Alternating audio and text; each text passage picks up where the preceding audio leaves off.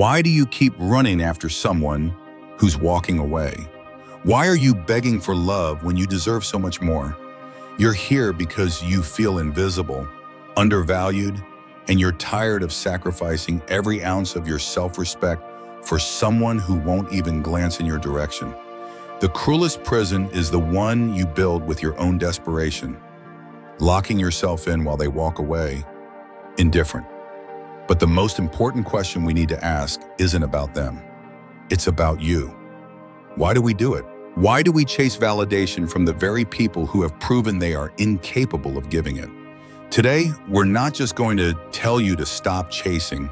We are going to dive deep into the psychology of why we chase, because understanding the root of the problem is the only way to truly solve it. This need to chase approval doesn't come from nowhere. First, it's a product of societal conditioning. From a young age, we're told stories that teach us to fight for love, to never give up, and that being liked is the ultimate prize. Society doesn't often teach us about the quiet dignity of walking away from someone who doesn't value you. It promotes a narrative of romantic, relentless pursuit, which, in reality, often translates into a toxic cycle of chasing and being ignored. Second, we chase because we have a deep, primal fear of loneliness. It's not just the fear of being physically alone. It's the fear of being unwanted, of being deemed unworthy of companionship. This fear can become so powerful that we start to believe that a disrespectful presence is better than an empty silence. We accept crumbs of their attention because we're terrified of having no food at all. We tolerate their indifference because the thought of them being gone completely feels like a void we cannot bear. But the most insidious reason we chase is what I call the ego trap. A part of our ego mistakenly believes that if we can just win back their approval, it will retroactively heal the pain they caused. We think, if I can just make them see my worth, it will prove they were wrong to treat me badly in the first place. We are looking for them to validate our pain and our value. But as the source text powerfully states, they won't see your worth as long as you keep handing it to them on a silver platter. People don't value what is freely given, they value what they have to earn. This leads to the most common mistake we make, believing that we can change their valuation of us through our performance.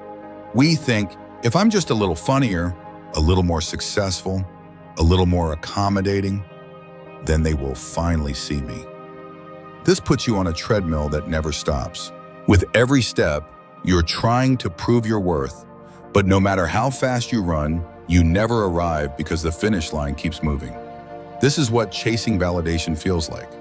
Compare this to a person with a solid foundation of self-worth. When they encounter indifference or disrespect, they don't see it as a challenge to be overcome. They see it as information. The information is simple. This person is not capable of meeting my needs. We are not a match. They don't waste their energy trying to change the other person's mind. They simply accept the information and walk away. The lesson here is profound. You cannot control their perception of your value. You can only control your own. Every moment you spend trying to convince them is a moment you are not building up yourself. Real love, real respect, does not make you feel worthless or leave you constantly questioning your value. Your worth is not a currency to be spent on their approval. It's a treasure to be guarded. So here is your first practical mission. It is not about them. It is about you. For the next 7 days, I want you to start a validation journal. Every time you feel that powerful pull, the urge to text them, to check their social media, to do something to get their attention, I want you to stop and write down the answer to 2 questions. First, what feeling am I hoping to get from this person right now? Ijai, to feel wanted, to feel important, to feel seen. Second, how can I give that feeling to myself in a healthy way right now? This simple act begins the crucial process of redirecting your focus from them back to where it belongs, on you. Once you understand why you chase, you can begin to use a powerful strategy to break the cycle. It's a move that feels counterintuitive but is incredibly effective at shifting the power dynamic and giving you the space you need to heal. It's the power of absence, and that's exactly what we're breaking down next. You now understand the deep psychological reasons why you chase. But understanding is only half the battle. Now we move from diagnosis to action. And the first action is, paradoxically, a form of non-action. It is about stepping back to leap forward. It's about leveraging the undeniable power of your own absence. This is not a game of manipulation. It is a profound act of self-reclamation. The common mistake we make when we feel undervalued is to increase our presence. We text more, call more, try to have more conversations, hoping that more of us will finally make them see us. We believe our constant availability is a sign of our commitment and love. But from a psychological perspective, constant availability often signals a lack of self-worth. People, by their very nature, do not value what's always available. They take it for granted. As the source text powerfully suggests, sometimes the most powerful move isn't to fight for a place in their life. It's to leave and let them feel the emptiness you leave behind. Think of stepping back not as a punishment for them, but as a diagnostic tool for you. Your absence creates a vacuum, a silence that echoes louder than your words ever could. It forces them to confront what they've been taking for granted. Let's use the flame metaphor from the source text. Imagine you are holding a flame in the palm of your hand, offering its warmth and light to another person. They sit back, basking in the glow. But over time, they assume the flame will burn forever, even if they never help tend to it. Then one day you simply close your hand and extinguish the flame. The cold rushes in, and for the first time, they are forced to confront the value of the warmth you were providing all along. Your absence doesn't create your worth. It simply reveals it to those who were too comfortable to see it before. But this is precisely where the fear kicks in. The voice inside your head screams, "But if I step back, won't they just forget about me? Won't they move on without a second thought?" This is the fear that keeps you trapped in the cycle of chasing. The source text gives us a powerful reframe for this fear. If someone only sticks around when you're doing all the work, are they really worth keeping? If your absence causes them to disappear from your life permanently, it hasn't created a problem. It has revealed one. It gives you the unvarnished truth about their level of investment. And the truth, while it may sting in the moment, is the only thing that can truly set you free. The lesson here is that stepping back is not about getting them back. It is about getting yourself back. It is about reclaiming your time, your focus, and your emotional energy, and they're redirecting it where it belongs, toward you. It's about saying, if you can't see my value when I'm here, I will value myself enough to withdraw. This shifts the power dynamic not through confrontation, but by calmly reclaiming your most precious resource, your attention. So here is your practical mission for this week. It is an act of stepping back. I want you to choose one person or situation in your life where you feel consistently undervalued. For the next 7 days, you will commit to a strategic absence from them. This means no initiating texts or calls, no being the first to reach out, no offering your help when it isn't asked for. This is not about ignoring them to get a reaction. It is about creating a deliberate, quiet space for yourself. The goal is to simply observe. Observe how much of your mental energy you reclaim. Observe how you feel when you're not constantly striving for their attention. The data you gather in this 1 week will be more valuable than years of hoping they will change. Creating this space is the crucial first step. But what do you do with all this newfound energy and time? Just sitting in the quiet emptiness is not enough. This space must be filled. In the next part, we will discuss the most important phase of this journey, how to reinvest that energy back into yourself and truly become the prize. You've stepped back.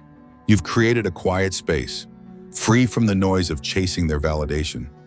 This space is the most valuable resource you now have. The common mistake is to just sit in this emptiness, waiting, hoping they'll notice it. But the Stoic path is not passive. This space is not a void. It is a garden, and it's time to start planting. Imagine your time, your focus, and your emotional energy are a bucket of water. For weeks, months, or maybe even years, you've been letting this bucket leak, with holes for pointless arguments, late-night overthinking, and trying to fix people who don't want to be fixed. As the source text asks, you can't pour from an empty cup, yet here you are, running on fumes to fill someone else's glass. This phase of your journey is about patching those holes and finally pouring that water back into yourself. The art of becoming the prize is about a fundamental shift in your life's focus. You stop asking, what do they think of me? And you start asking, what do I think of myself?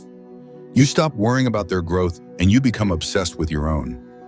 You might be thinking, but isn't focusing on myself selfish? The source text answers this perfectly. Investing in yourself isn't selfish, it's necessary. The world doesn't respect martyrs. It respects builders, people who build themselves up brick by brick, no matter how many times life tries to knock them down. So how do you do it?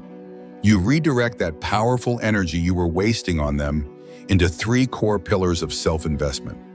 First, your body, the vessel. This is the most immediate and tangible way to reclaim your power. Hit the gym, go for a run, start eating clean.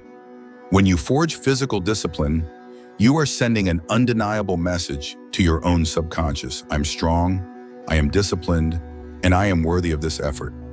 The physical transformation is just a side effect of the mental one. Second, your mind, the tool. Channel your focus into learning a new skill. Read the books you've always wanted to read.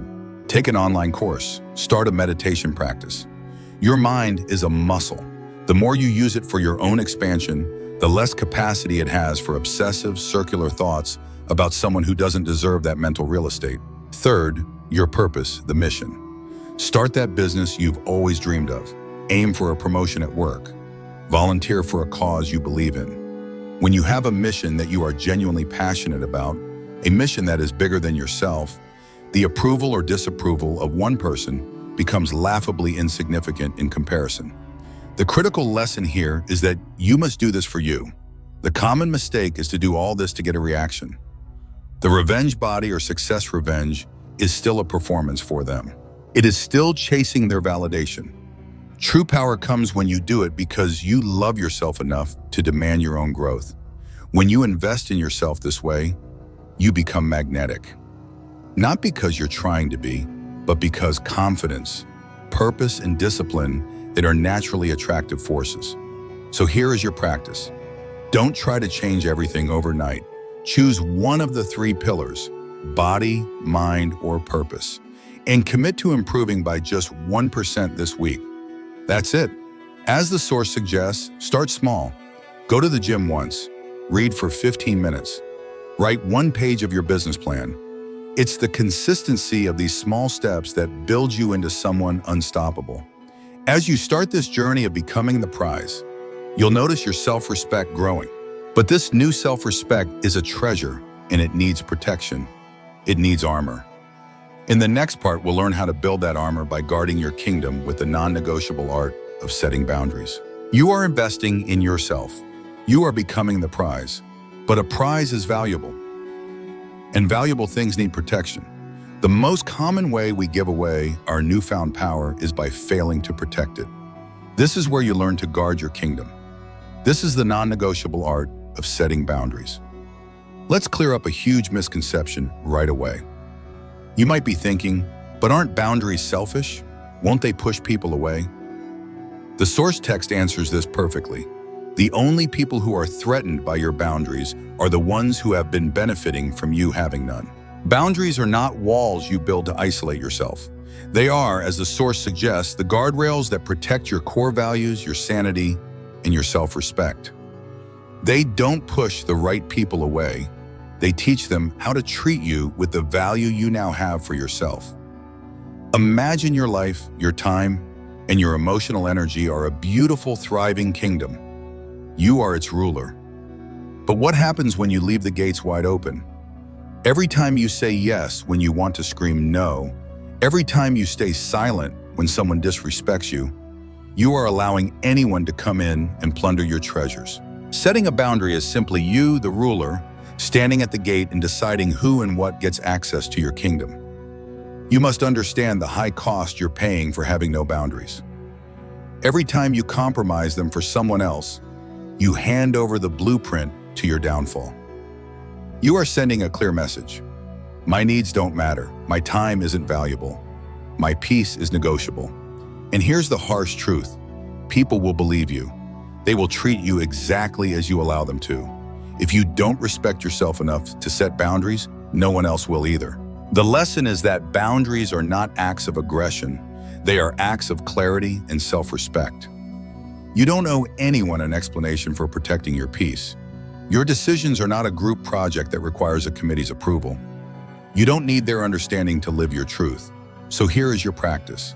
This week, your mission is to find one opportunity to set a small boundary with a simple, unapologetic no. When someone asks for your time or energy and it doesn't align with your goals, resist the powerful urge to over-explain. Use a simple, powerful phrase like the one from the source. That doesn't work for me. That's it. No justification, no long story, no apology. Just calm, clear, self-respect. It will feel uncomfortable at first, especially if you've spent your life being a people pleaser. That's how you know it's working. Setting these general boundaries is a universal skill, but how you apply it needs to be adapted. Setting a boundary with a toxic ex is very different from setting one with your mother or your boss. In the next part, we'll enter the real-world gauntlet and learn how to apply these principles in the most difficult and nuanced situations of your life. You've learned to set boundaries. But saying that doesn't work for me to a casual acquaintance is one thing. Saying it to your mother, your boss, or your oldest friend is another. Welcome to the real-world gauntlet. This is where the true test of your new self-respect begins. Because the principles are simple, but the context is everything. The common mistake is to use a one-size-fits-all strategy. You try to cut off your boss like a toxic ex, or you try to use the silent treatment on a co-parent you need to communicate with. This doesn't work. It creates more chaos, not less. The Stoic approach is not about rigid rules, it's about applying wise principles with flexibility. The core principle remains the same. Protect your peace and your value. But the tactic must change depending on the relationship. Let's break down the three most difficult arenas. First, the family arena. These are often the oldest and most deeply ingrained dynamics. You can't just walk away from a parent or a sibling, and the potential for guilt is immense. The strategy here is not no contact, but low contact, strong boundaries.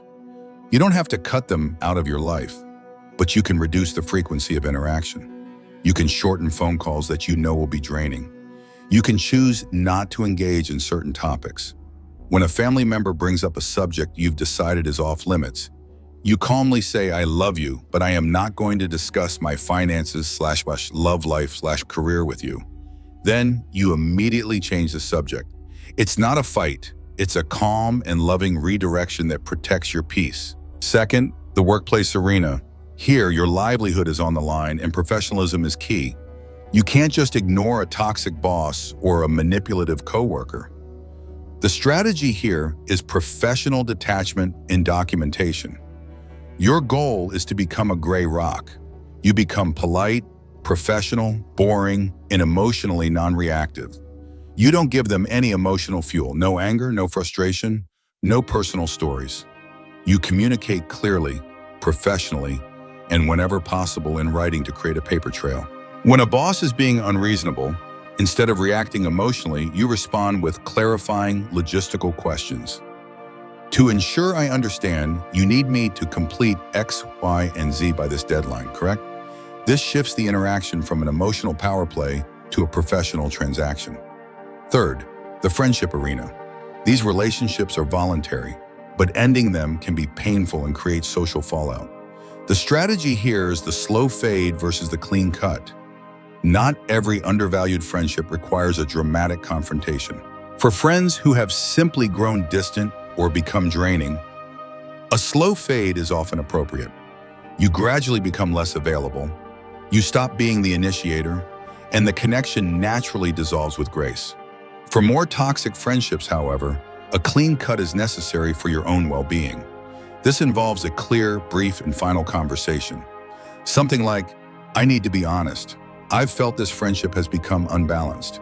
And for my own well-being, I need to step back. I truly wish you the best." It's respectful, but it's non-negotiable. The lesson is that true mastery isn't just knowing the tools, it's knowing which tool to use for which job. Your self-respect is the goal, but your strategy must be women and adaptable. So here is your practice. Identify one difficult relationship in your life right now.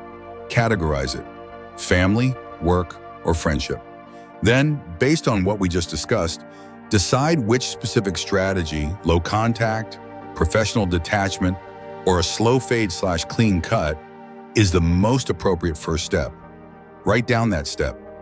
When you can apply these principles with this level of nuance, you have truly become the ruler of your own kingdom.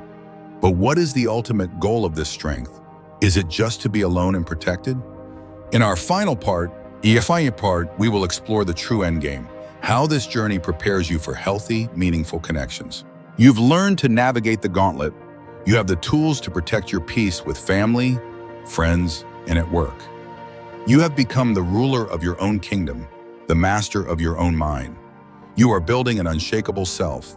But what is the point of a fortress if you live in it alone forever?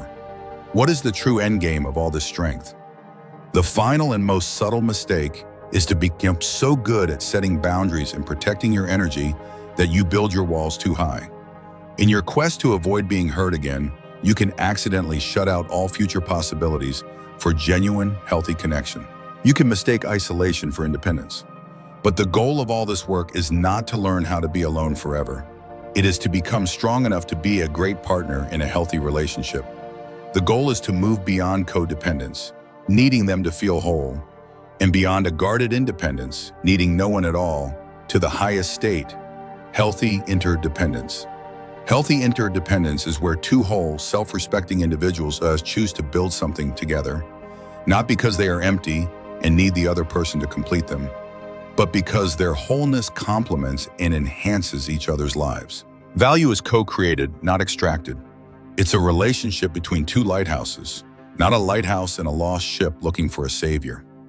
The journey we've been on, stopping the chase, stepping back, investing in yourself, and setting boundaries, was never truly about them. It was always about you. It was about clearing out the toxic soil of your life so that something healthy could finally grow. It was about you becoming the kind of person who is finally ready for the kind of love and respect you have always deserved. You are no longer looking for someone to save you or complete you, because through this process you have learned to do that for yourself. Now, you are free to connect with others not from a place of neediness, but from a place of strength, wholeness, and authentic choice. The lesson is that becoming the prize isn't the end of the journey, it's the beginning of a new one. It is the prerequisite for a life filled with meaningful, respectful, and fulfilling connections.